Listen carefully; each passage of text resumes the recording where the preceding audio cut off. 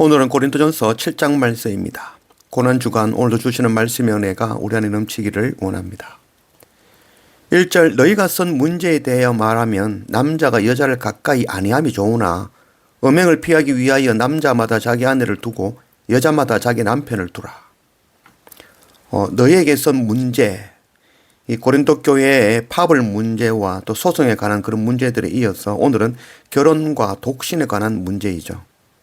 사도 바울의 생각은 결혼을 안 하는 것이 좋겠다라는 것이죠. 그러나 정욕을 억제하지 못하고 음행하는 것보다는 결혼하는 것이 낫다는 것이죠.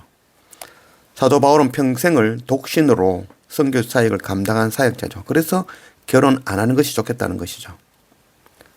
3절 남편은 그 아내에 대한 의무를 다하고 아내도 그 남편에게 그렇게 할지라. 아내는 자기 몸을 주장하지 못하고 오직 그 남편이 하며 남편도 그와 같이 자기 몸을 주장하지 못하고 오직 그 아내가 하나니. 결혼을 했다면 서로에 대하여 의무와 책임을 다해야 되는 것이죠. 이 사도 바울은 독신이죠. 근데 어떻게 결혼에 대해서 알고 교훈을 줄 수 있을까요?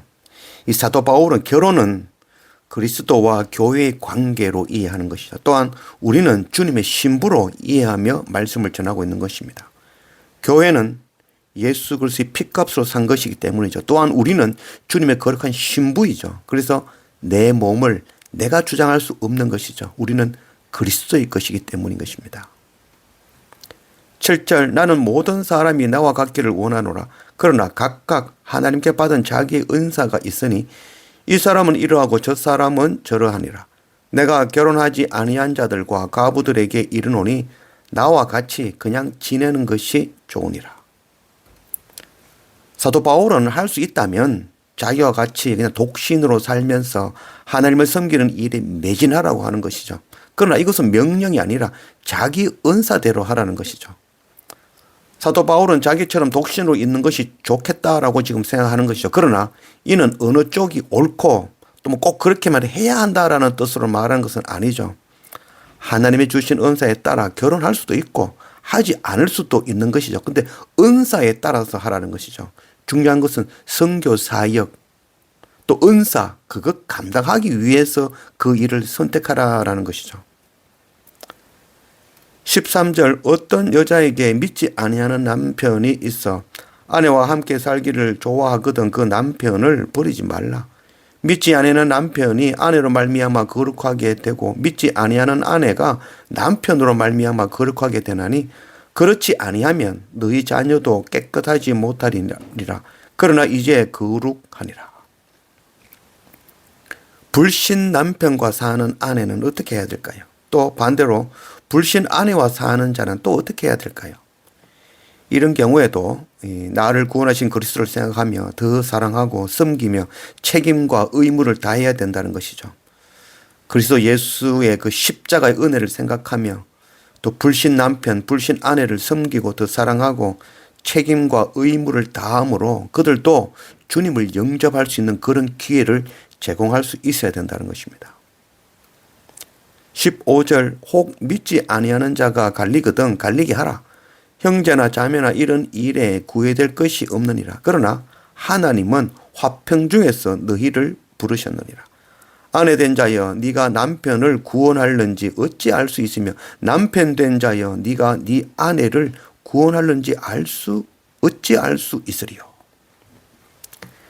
만일 불신 남편과 아내가 끝까지 이혼을 요구하면 헤어지는 것도 가하다는 것이죠. 그럼에도 하나님께서는 우리를 세상의 화평을 위해 부르셨으니 끝까지 화해하고 이해하고 사랑하고 용서하며 품어줄 수 있어야 된다는 것이죠. 이로 인하여 불신 남편과 아내가 주님을 믿고 구원을 받을 수 있는 기회가 될 수 있다는 것입니다.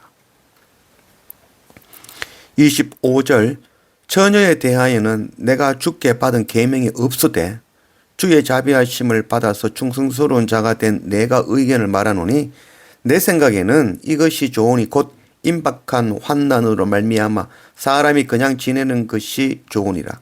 네가 아내에게 매였느냐 노이기를 구하지 말며 아내에게서 노였느냐 아내를 구하지 말라. 25절 말씀에 처녀에 대하여서는 들은 말씀이 없다는 거죠. 계명이 없다는 거죠. 그래서 성경 말씀 어디에도 뭐 처녀가 어떻게 하라는 그런 말씀이 없죠. 근데 하나님께서 주시는 그 말씀대로 내가 판단해서 충성스러운 자가 내 의견을 말한다는 것이죠. 그래서 26절에 내 생각에는 사도 바울의 생각이죠. 독신에 대해서 주님의 가르침은 없지만 내게 주신 은혜로 내가 말하는데 아직 결혼하지 않은 처녀라면 이제 곧 마지막 때가 다가올 것이니까 혼자 사는 것도 괜찮겠다는 거죠. 그렇다고 결혼한 사람이 마지막 때를 준비하면서 뭐 혼자 되기를 구한다. 또 그럴 필요는 없는 거죠. 또 혹시 이혼을 하였다면 혼자 되었다면 굳이 아내를 구하려고 애쓰지 않아도 된다는 거죠. 부르신 그대로 하나님 안에 거하는 것이 좋겠다라는 사도 바울의 생각인 것입니다. 28절 그러나 장가가도 죄 짓는 것이 아니요 처녀가 시집가도 죄 짓는 것이 아니로되 이런 이들은 육신의 고난이 있으리니 나는 너희를 아끼노라. 장가가고 시집가는 것 그 죄 아니죠. 또 결혼을 통하여 육신의 고난이 따른다라고 이야기하는 거죠. 사도 바울은 어떤 면에서는 독신이었기 때문에 이제 보는 눈으로 옆에서 보는 것으로 판단한다라고도 할 수 있겠죠. 그래서 결혼하면서 사는 그 에너지를 반이 소비되어지는 것이죠. 하나님의 나라에 대한 그 의무, 하나님에 대한 나라에 대한 그 선교 사명 감당하는 데에서 많은 동력이 결혼의 힘에 빠지게 되어진다는 것이죠. 그것에 대해서 이야기하는 것이죠. 그래서 결혼하고 애쓰지 말고 혼자 살고 또 결혼했다면 서로 책임과 의무를 다하고 또 혹시 이혼했다면 굳이 다시 결혼하려고 애쓰지 않는 것이 육체의 고난이 없을 것이다라는 것이죠. 그래서 이거는 형제를 아끼는 마음에서 사도 바울이 지금 조언하고 있는 것입니다. 조훈인 거죠. 조언. 29절 형제들아 내가 이 말을 하노니 그때가 단축하여진 고로 이후부터 안에 있는 자들은 없는 자같이 하며 우는 자들은 울지 않는 자같이 하며 기쁜 자들은 기쁘지 아니하는 자같이 하며 매매하는 자들은 없는 자같이 하며 세상 물건을 쓰는 자들은 다 쓰지 못하는 자같이 하라. 이 세상의 외형은 지나갑니다. 이 말씀은 이제 마지막 때가 다가온다는 거죠. 그래서 남편이나 아내 있는 자는 없는 자처럼 또 세상 것으로 우는 자는 더 이상 그것 가지고 울지 말고 또 세상에 많이 가있다고 기뻐하는 자도 그것 때문에 더 이상 기뻐하지 말라는 것이죠. 또 매매하는 자는 없는 것 같이 또 세상 물건 쓰는 자들은 다 쓰지 못할 것처럼 넉넉한 자처럼 살아라는 것이죠. 왜? 이제 마지막 그날 주님의 날이 다가온다는 거죠. 세상 모든 것 그것 다 흔적 없이 사라질 그 날이 다가온다는 것이죠.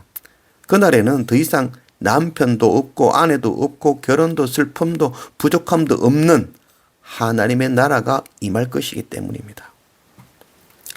이렇게 말하는 것은 시험에 들게 하려 함이 아니라 우리가 주님만 바라보고 주님만 섬기는 자들이 되었으면 좋겠다라는 사도 바울의 간절한 마음인 것입니다. 38절 그러므로 결혼하는 자도 잘하거니와 결혼하지 아니하는 자는 더 잘하는 것이니라. 결혼을 하고 하지 않고의 이야기가 아니죠. 우리는 우리의 이 마음은 오로지 주님만 바라보고 주님만 섬기는 자가 되라는 것이죠. 결혼을 해도 결혼을 하지 않아도 주님만 바라보는 자들이 되어져야 된다는 거죠. 결론적으로는 사도 바울은 혼자 사는 것을 적극 추천하고 있죠. 그래서 오직 주의 일에 집중하는 자가 되어지기를 원하는 것이죠.